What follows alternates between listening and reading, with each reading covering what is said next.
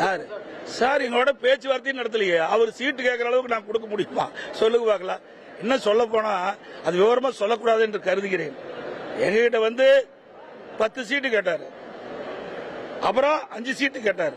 பேச்சுவார்த்தை நேரடியாக இல்லை, வேறொரு மூலம் சொன்னாரு எங்களால் இயலாதுன்ட்டு. அவ்வளவுதான். இதுல என்ன இருக்கு? போனதற்கு எங்களோட கூட்டணியில் இல்லையே. 2021 சட்டமன்ற பொதுத் தேர்தல் கூட்டணியில் இல்ல. அது மட்டும் இல்ல, சொல்லக்கூடாது, சொல்ல வைக்கிறாரு.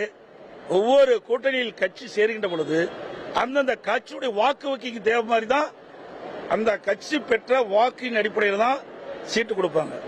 31 தொகுதியில் போட்டியிட்டு 33,000 ஓட்டு வாங்கியிருக்காரு. 31 தொகுதியில் போட்டியிட்டு 33,000 ஓட்டு வாங்கியிருக்காரு. அவருக்கு எத்தனை தொகுதி கொடுக்குவது என்றும் பார்க்க வேணும்.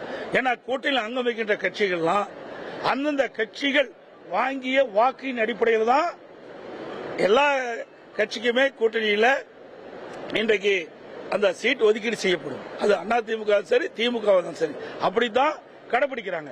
அந்த அடிப்படையில் கடைபிடிச்சா பரவாயில்ல. அவர் எங்களுக்கு அதிகமான சீட்டை கேட்டு ஆள் அனுப்புனா அது நாங்கள் நேரடியாக பேச்சுவார்த்தை நடத்தல. அவருக்கு தேவையானவரை அனுப்பினார், நாங்கள் இயலாதுன்ட்டோம். அவளோட முடிஞ்சு போச்சு.